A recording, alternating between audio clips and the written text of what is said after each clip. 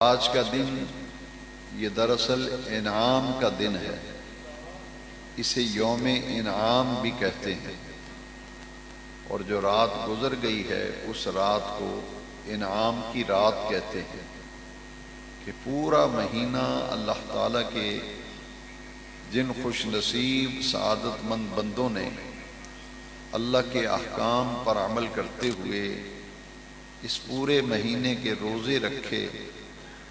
اور اس کی راتوں میں تراویح ادا کی، سحری، افطاری، صدقات و خیرات، تلاوت قرآن، اعتکاف اور لیلۃ القدر کی تلاش،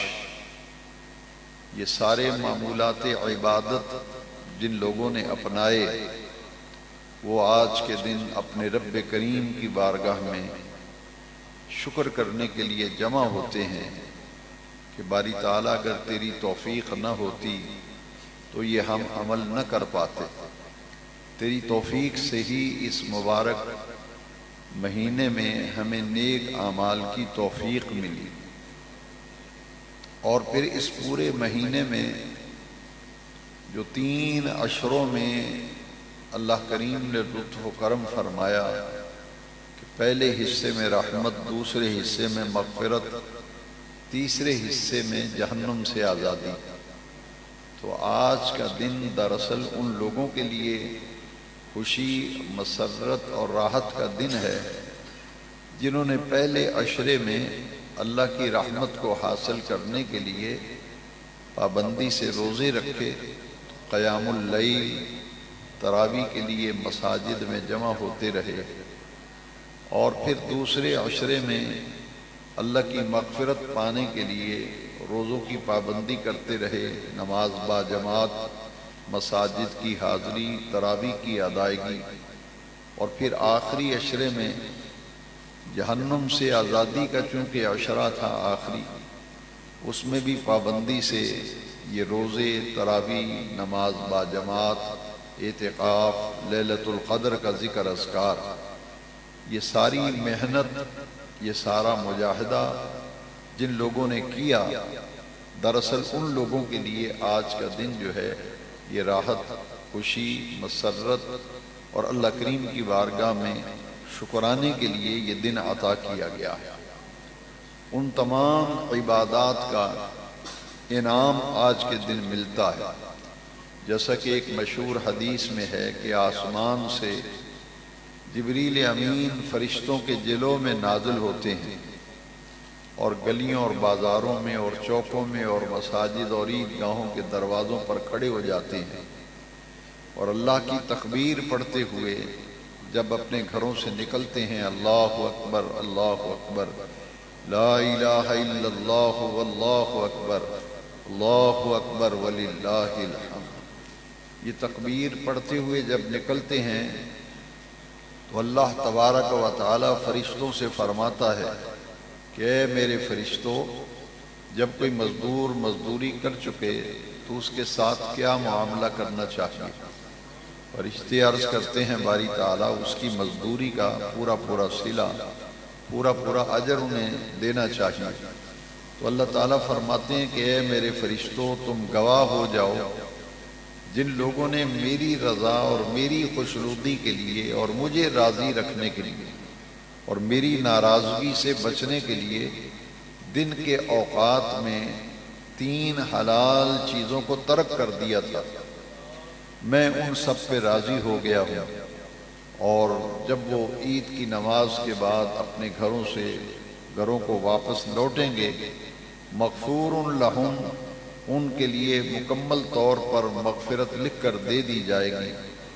وہ مغفرت اپنے دامن میں لے کر اپنے گھروں کو لوٹیں گے، اور ایک نیا سلسلہ شروع ہو جائے گا، پچھلے تمام معاملات اللہ تبارک و تعالی آج کے دن جو انعام عطا فرمائے گا اور انعام عطا فرماتا ہے، اس سے پچھلے تمام معاملات آدمی کے وہ بالکل صاف ہو جاتے ہیں، اور اس کے بعد پھر ایک نیا سلسلہ شروع ہو جاتا ہے۔ قرآن مجید میں اللہ تبارک و تعالی نے فرمایا قد افلح من تزکا وذکر اسم ربہ فصلی،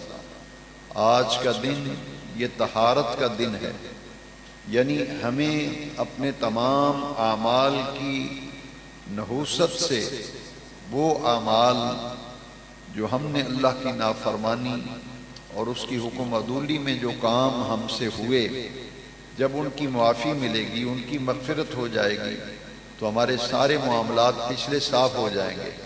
اسی لیے آج کا دن طہارت کا دن بھی ہے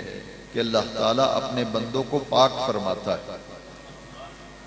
اور روزہ رکھنے سے طہارت حاصل ہوتی ہے، جیسا کہ مشہور حدیث میں ہے لِكُلِّ شَيْءٍ زَكَاةٌ وَزَكَاةِ الْجَسَدِ الصَّوْمُ، ہر چیز کی زکوٰۃ ہے اور جسم کی زکوٰۃ جو ہے وہ روزہ ہے۔ قَدْ أَفْلَحَ مَنْ تَزَكَّىٰ، تحقیق کامیاب ہو گیا وہ شخص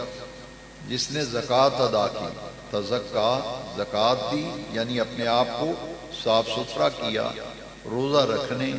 تراویح کی ادائیگی، تلاوت قرآن، اعتکاف، لیلۃ القدر کی تلاش، صدقہ فطر، یہ رمضان شریف کے وہ اعمال اور عبادات ہیں جن کو انجام دینے پر اللہ تبارک و تعالی اپنے بندوں کو مکمل طور پر طہارت عطا فرماتا ہے، مغفرت عطا فرماتا ہے، اور پچھلے سارے معاملات جو ہیں وہ صاف ہو جاتے ہیں۔ آئندہ پھر نیا جو معاملہ ہے بندے کا وہ شروع ہو جاتا ہے۔ اس لیے ہم جب شکر کرنے کے لیے جمع ہوتے ہیں عید کے دن، وہاں اپنے رب کریم سے یہ دعا بھی مانگتے ہیں کہ باری تعالیٰ جس طرح تو نے اس ایک مہینے کے اندر ہمیں تینوں حلال چیزوں سے رکنے اور باز رہنے کی توفیق دی، اور ہم نے حلال چیزوں کو ترک کیا، حلال چیزوں کو چھوڑا، کھانا بھی حلال لذت تھا، پینا بھی حلال لذت تھا، اور ازدواجی عمل، شادی شدہ آدمی کا اپنی منقوہہ سے ازدواجی عمل بھی حلال لذت تھا، لیکن صبح صادق سے غروب آفتاب تک اللہ کریم کی ناراضگی سے بچنے کے لیے ہم نے تین حلال چیزیں چھوڑ دی۔ تو دراصل عید کا دن جو ہے ایک میسیج دیتا ہے، ایک پیغام دیتا ہے کہ جس رب کو راضی کرنے کے لیے اور جس کی ناراضگی کے لیے پورے ایک مہینے تم ایک پروسیس، ایک عمل میں سے گزرے ہو، ایک مشق تمہیں کرائی گئی ہے کہ اللہ کی ناراضگی سے بچنے کے لیے حلال چیزوں کو ترک کیا ہے، تو پھر ایک عزم لینا ہے، ایک ارادہ کرنا ہے، اللہ سے توفیق مانگنی ہے کہ پھر ہمیں ہمیشہ ہمیشہ کے لیے حرام چیزوں سے بچنے کی بھی تو توفیق عطا فرما، کیونکہ وہ رب کی ناراضگی سے بچنے کے لیے کھانا بھی چھوڑا، پینا بھی چھوڑا، رمضان المبارک کے اوقات میں صبح صادق سے غروب آفتاب تک، تو پھر عزم بھی کرنا ہے، اللہ سے توفیق بھی مانگنی ہے کہ باری تعالیٰ ہمیں ایسی زندگی عطا فرما جو تیری اطاعت، تیری فرما برداری، تیرے احکام کی پیروی میں گزرے، اور اپنی نافرمانی اور ناراضگی سے ہمیں بچا۔ یہ ہے دراصل عید کا پیغام، عید کا فلسفہ، جس پر اللہ تعالیٰ سے ہم توفیق مانگتے ہیں کہ اللہ کریم ہمیں ان نیک اعمال کی توفیق عطا فرمائے۔ اور پھر اس میں جو صدقہ فطر عید کی نماز سے پہلے گھر کے نابالغ بچے اور تمام افراد جن کی کفالت ہمارے ذمے ہو، ان کی طرف سے صدقہ فطر دینا واجب ہے،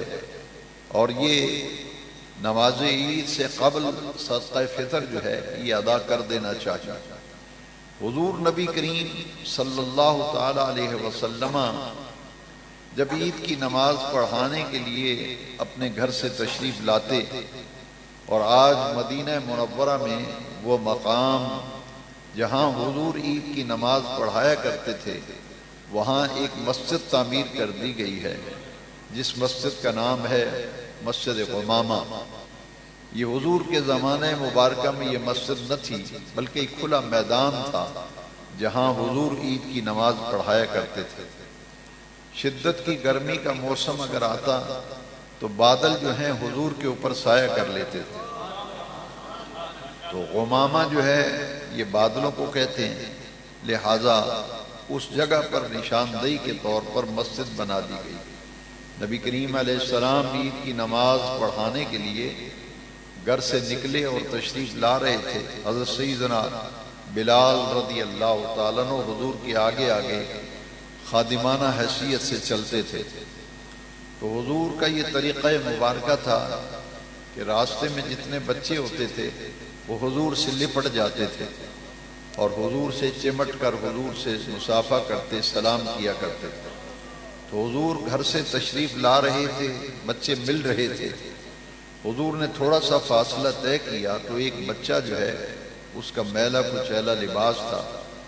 وہ غمگین تھا بچہ، اور جسم پر بھی میل جمی ہوئی تھی۔ باقی سارے بچے نہا دھو کر اچھا لباس پہن کر وہ عید کی خوشیاں منا رہے تھے، کھیل رہے تھے۔ تو حضور نے جب اس بچے کو دیکھا تو نبی کریم علیہ السلام نے اس بچے سے پوچھا تم کون ہو؟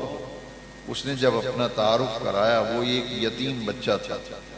جس کی کوئی دیکھ بھال کرنے والا نہیں تھا۔ باقی بچوں کے والدین نے انہیں نہلایا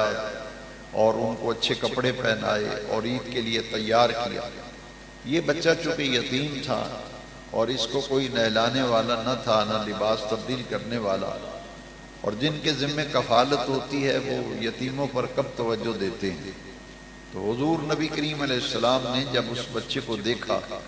تو حضور کا دل بھر آیا اور حضور نے اس بچے کو خود اٹھا لیا۔ تو حضور آگے بڑھنے کی بجائے واپس تشریف لے گئے اور اپنے گھر جا کر نبی کریم علیہ السلام نے حضرت ام المومنین عائشہ صدیقہ رضی اللہ تعالیٰ عنہ سے فرمایا کہ اس بچے کو غسل دو، نہلاؤ۔ اس بچے کو نہلایا گیا۔ حضرت سیدہ عالم خاتون جنت فاطمہ الزہرا رضی اللہ عنہا کے پاس حضور نے پیغام بھیجا کہ امام حسن کی قد اور عمر کے برابر یہ بچہ تھا۔ تو حضور نے فرمایا کہ میری بیٹی زہرا سے کہو کہ حسن کا کوئی جوڑا کپڑوں کا اگر تیار ہو تو وہ فوراً دے دے۔ تو حضرت زہرا پاک نے وہ جوڑا بھجوا دیا۔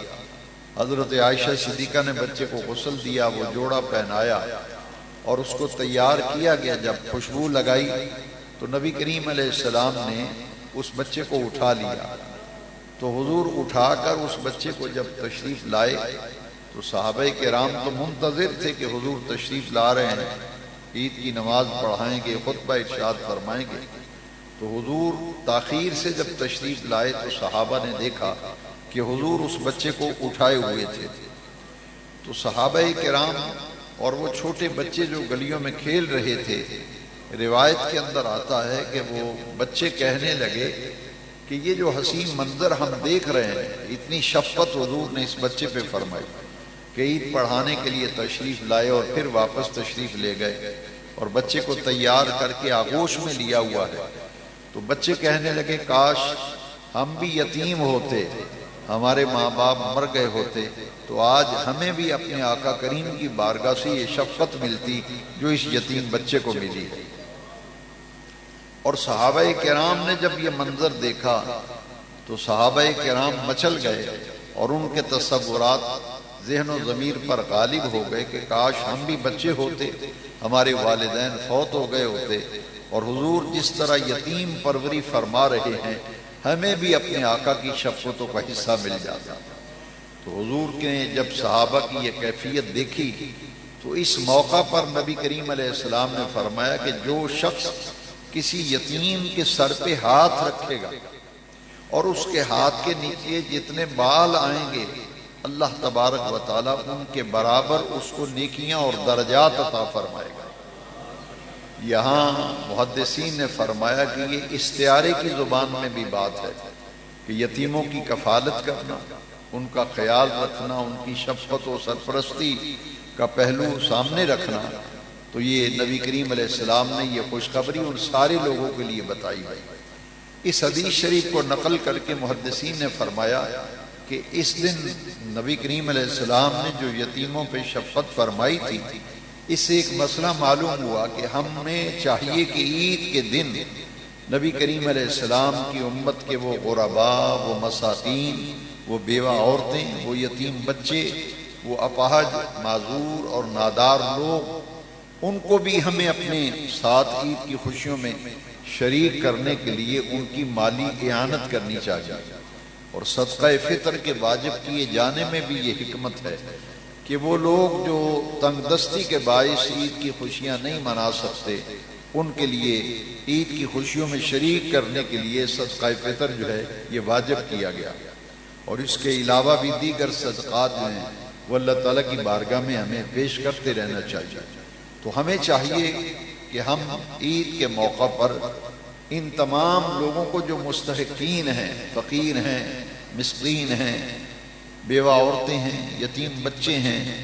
اور اللہ کی بیمار مخلوق ہے، اپاہج لوگ ہیں، معذور ہیں، مفلس و کلاش ہیں، ان کی سرپرستی، مالی مدد، مالی اعانت سے ان کو بھی عید کی خوشیوں میں شریک کریں۔ تو عید کے دن نبی کریم صلی اللہ علیہ وسلم نے جو تعلیم ارشاد فرمائی، وہ یہ تعلیم کا خلاصہ جو ہے یہ محدثین نے اپنی کتابوں میں نقل کیا ہے۔ اللہ تبارک و تعالی نے یہ عید کا دن جو ہے، دیکھیے کیسا دن ہے کہ بار بار سال کے بعد یہ دن آتا ہے، اور فرمایا وَلِتُكْمِلُوا الْعِدَّةَ وَلِتُكَبِّرُوا اللَّهَ عَلَى مَا هَدَاكُمْ وَلَعَلَّكُمْ تَشْكُرُونَ۔ یہ جو آیت کریمہ میں نے خطبے میں پڑھی ہے، وَلِتُكْمِلُوا الْعِدَّةَ، کہ رمضان شریف کے روزوں کی گنتی پوری کرو، رمضان شریف کے روزوں کی گنتی پوری کرو، وَلِتُكْمِلُوا الْعِدَّةَ، اور جب روزے پورے ہو جائیں، گنتی پوری ہو جائے اور چاند نظر آ جائے، تو پھر شوال کی 1 تاریخ کو وَلِتُكَبِّرُوا اللَّهَ، اللہ کی کبریائی بیان کرو، اس کی بڑائی بیان کرو، وَلَعَلَّكُمْ تَشْكُرُونَ، تاکہ تم شکر گزار بندے بن جاؤ۔ تو یہ ہے عید کا فلسفہ، یہ شکرانے کا اجتماع ہے، اللہ کی بارگاہ میں سجدہ شکر کرنے کے لیے، اظہار تشکر و امتنان کے لیے جمع ہوتے ہیں اس توفیق پر جو رمضان شریف میں اللہ کریم نے ہمیں عطا فرمائی۔ اور آج کے دن جو روزے داروں کو، معتکفین کو، عبادت گزاروں کو، فرما بردار بندوں کو جو انعام ملے گا، اس انعام پر شکرانے کے لیے عید ہے۔ آیت کریمہ میں یہی مضمون بیان کیا گیا، وَلِتُكْمِلُوا الْعِدَّةَ وَلِتُكَبِّرُوا اللَّهَ عَلَى مَا هَدَاكُمْ وَلَعَلَّكُمْ تَشْكُرُونَ، کہ اللہ نے جو تمہیں ہدایت دی ہے اس ہدایت پر اللہ کی کبریائی بیان کرو۔ تبھی عید کی نماز پڑھنے کے لیے آتے ہیں تو اللہ اکبر، اللہ اکبر، لا الہ الا اللہ، واللہ اکبر، اللہ اکبر وللہ الحمد پڑھتے ہوئے آتے ہیں، اور عید کی نماز پڑھ کے جاتے ہیں تو یہ تکبیر پڑھتے ہوئے جاتے ہیں۔ دراصل اس آیت کریمہ پر عمل کیا جاتا ہے، وَلِتُكْمِلُوا الْعِدَّةَ وَلِتُكَبِّرُوا اللَّهَ عَلَى مَا هَدَاكُمْ وَلَعَلَّكُمْ تَشْكُرُونَ۔ تو حضور کا یہ معمول مبارک تھا کہ ایک راستے سے تشریف لے جاتے تھے عید کی نماز کے لیے، اور پھر واپسی پر حضور رستہ بدل کر تشریف لاتے تھے۔ لہٰذا یہی سنت قرار پایا کہ عید کی نماز کی ادائیگی کے بعد جس راستے سے آپ آئے ہیں وہ راستہ بدل کر جائیے، آتے ہوئے بھی تکبیر پڑھتے ہوئے آنا چاہیے اور جاتے ہوئے بھی تکبیر پڑھتے ہوئے جانا چاہیے۔ تو عید کا دن جو ہے یہ انعام و اکرام کا دن ہے، اور اس پر بہت سی احادیث جو ہیں وہ بھی موجود ہیں، اور نبی کریم صلی اللہ تعالی علیہ وسلم کی ایک حدیث ہے، لِكُلِّ قَوْمٍ عِيدٌ وَهَذَا عِيدُنَا، کہ ہر قوم کی ایک عید ہوتی ہے، ایک تہوار ہوتا ہے۔ فرمائی عید الفطر جو ہے یہ اہل ایمان کا تہوار ہے۔ تو یہ تصور ہے عید کی خوشیوں کا، اور زمانہ جاہلیت کی عیدوں میں اور اسلام نے جو عیدیں دی ہیں ان میں یہ فرق ہے، ان میں عبادت ہے، ذکر ہے، دعا ہے، مناجات ہے، اور وہ تہواروں پر عیاشیاں کرتے تھے، شراب نوشی کرتے تھے، میلے ٹھیلے لگاتے تھے، اور خرمستیاں اور بدمستیاں کرتے تھے، جیسا کہ حضرت ابراہیم علیہ السلام نے جب بتوں کو توڑا تھا تو پوری قوم ایسے ہی میلے پہ گئی ہوئی تھی، وہ ایک تہوار تھا۔ جب وہ قوم اپنے میلے پہ گئی، شراب نوشی، جوا، بدکاریوں، بدعمالیوں میں سارا دن گزارتے تھے، تو بعد میں حضرت ابراہیم علیہ السلام نے ان بتوں کو توڑا تھا۔ اس قوم میں بھی تہوار تھا، لیکن زمانہ جاہلیت کی عید میں اور اسلام کی عید میں اور تہوار میں یہ فرق ہے۔ تو آج کے دن اگر مسلمان بھی عید کی نماز پڑھ کے ان خرافات کے اندر اگر مصروف ہو جائے تو اس کا مطلب یہ ہوگا کہ اللہ کی ناشکری کی جا رہی ہے۔ یہ ہے دراصل اظہار عبدیت، اظہار بندگی، شکرانہ۔ لئن شکرتم لازیدنکم، میری نعمتوں کا شکر ادا کرو گے تو میں اپنی اور نعمتیں عطا کروں گا۔ اور آج ہم جو عید کا تہوار منا رہے ہیں، عید الفطر، یہ بڑے نازک دور میں سے ہم گزر رہے ہیں۔ ابھی چند دن قبل مسجد اقصی میں یہودیوں نے جو قیامت ڈھائی ہے، اور وہاں جو پوری دنیا کے مسلمانوں کے دل جو ہیں وہ آزردہ ہیں، اور ہمارے دل زخمی ہیں کہ قبلہ اول بیت المقدس مسجد اقصی، اس پر اندھا دھند جو دہشت گردی کی گئی ہے، شہادتیں واقع ہوئی ہیں، وہاں مسجد اقصی میں نماز تک پڑھنا بڑا مشکل کر دیا گیا۔ تو یہ جو عرصہ حیات مسلمانوں پہ تنگ کیا جا رہا ہے، اور ادھر کشمیر کے مسلمانوں پر جو ظلم و ستم کی ایک تاریخ اور ایک پوری داستان جو ہے وہ عرصہ دراز سے رقم کی جا رہی ہے، عید کے دن ہمیں اپنے ان کشمیری بھائیوں اور اپنے ان فلسطینی بھائیوں کے ساتھ اظہار یکجہتی اور ان سے یگانگت کا اظہار کرنا ہے، اور ان کے لیے دعائیں بھی مانگنی ہیں، جیسا کہ حرم نبوی میں بھی اور حرم مکہ میں بھی مسجد اقصی کے لیے اور کشمیری مسلمانوں کے لیے دعائیں مانگی جا رہی ہیں۔ اور آج پوری دنیا کے مسلمان مسجد اقصی کی حفاظت کے لیے، فلسطینی مسلمانوں کی عزت آبرو اور جان و مال کی حفاظت کی دعائیں مانگ رہے ہیں۔ تو اظہار یکجہتی، یگانگت اور دعائیں اللہ تعالیٰ کی بارگاہ میں کرنا چاہیے، اور اپنے جذبات جو ہیں ان کا بھی اظہار کرنا چاہیے۔ یہ ایک ایسا نازک موقع ہے کہ یہود بھی اور ہنود بھی یہ اکٹھے ہو گئے ہیں۔ یہ مسلم امہ کے خلاف ایک گٹھ جوڑ ہے، وہ جو پوری دنیا کی اسلام دشمن قوتیں جو ہیں وہ اسلام کو مٹانے کے لیے سازشیں کر رہی ہیں۔ اس لیے ہمیں یہ چاہیے کہ ہم اپنے دین کے ساتھ جس قدر پیوستہ ہوں گے، جس قدر وابستہ ہوں گے، تو ہمیں اسی قدر قوت ملے گی۔ آج مسلمانوں کی آبادیوں کا تناسب لگا لیں اور مساجد میں نمازیوں کی تعداد دیکھ لیں کہ ہمارے دین اسلام میں سب سے بڑا فرض تو نماز ہے۔ عید کے دن جو فجر کی نماز ہے وہ تو فرض ہے، فجر کی نماز فرض ہے، اور عید کی نماز جو ہے یہ واجب ہے۔ تو ہم فرائض کی طرف تو توجہ نہیں دیتے۔ ہمیں چاہیے کہ دین اسلام میں سب سے بڑا فریضہ جو مسلمان پر ہے وہ 5 وقتہ نماز ہے۔ نماز کے معاملے میں ہماری سستی، ہماری غفلت اور ہماری کاہلی اور بے غیرتی کا اندازہ اس بات سے ہوتا ہے کہ جنازے میں سب کی دوڑ لگی ہوئی ہے۔ آکہ نماز جنازہ تو فرض کفایہ ہے بھائی،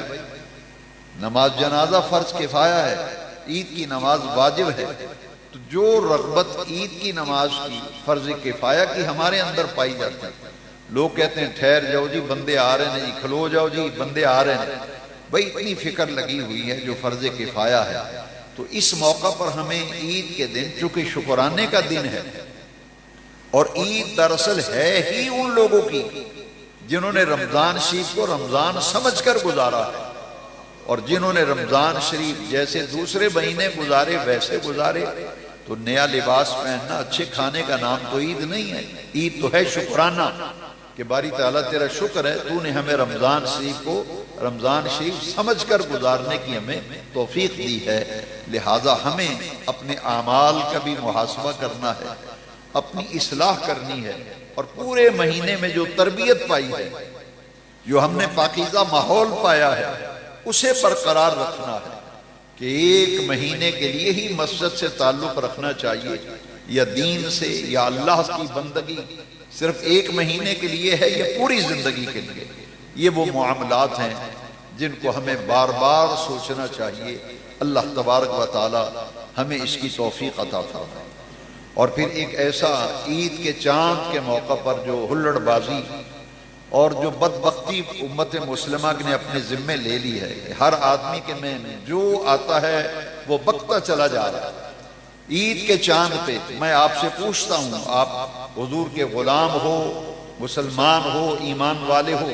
باقی 11 مہینے میں جو چاند نظر آتا ہے اس میں آپ کی دلچسپی کیوں نہیں ہوتی؟ رمضان شریف کے چاند پہ کوئی نہیں بولتا، عید کے چاند پہ۔ یہ دین کے خلاف اور دین کے دشمن لوگ، جو مساجد کے دشمن، دین کے دشمن،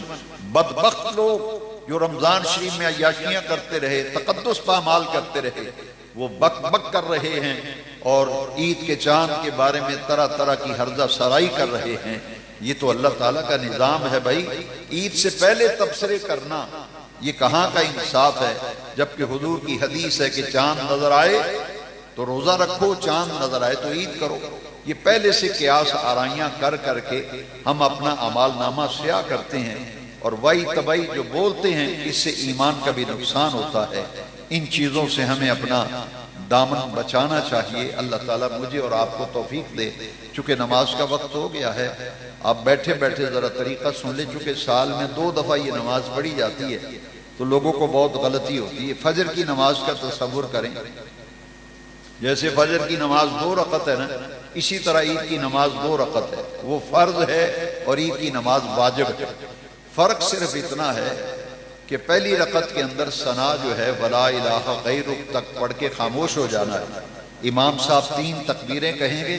پہلی 2 تکبیروں پر اللہ اکبر کہہ کر ہاتھ چھوڑ دینے ہیں۔ پہلی تکبیر پر بھی اللہ اکبر، دوسری تکبیر پر بھی اللہ اکبر، کانوں تک ہاتھ اٹھا کے چھوڑ دینے، اور تیسری تکبیر پر اللہ اکبر کہہ کر ہاتھ باندھ لینے۔ اس کے بعد قرات ہوگی جیسے فجر کی نماز میں ہوتی ہے، اور دوسری رکعت میں قرات جو ہے پہلے ہوتی ہے، اور جب قرات مکمل ہو جائے گی تو اس کے بعد 4 تکبیریں امام کہتا ہے۔ پہلی 3 تکبیروں پر کانوں تک ہاتھ اٹھا کر چھوڑ دینے ہیں، اللہ اکبر، دوسری رکعت میں اللہ اکبر اللہ اکبر، اور چوتھی تکبیر جب کہی جائے گی تو کانوں تک ہاتھ اٹھائے بغیر اللہ اکبر رہ کر رکوع میں چلے جانا ہے۔ یہ ہے نماز کا طریقہ۔ عید کی نماز واجب ہے اور بعد میں خطبہ سننا بھی واجب ہے، خطبہ سنے بغیر نہیں جانا چاہیے۔ اور الدعاء هو العبادہ، الدعاء مخ العبادہ، تو آخر میں جو دعا مانگی جاتی ہے وہ نماز عید کا مغز ہے۔ صفیں بنا لیجئے نماز کے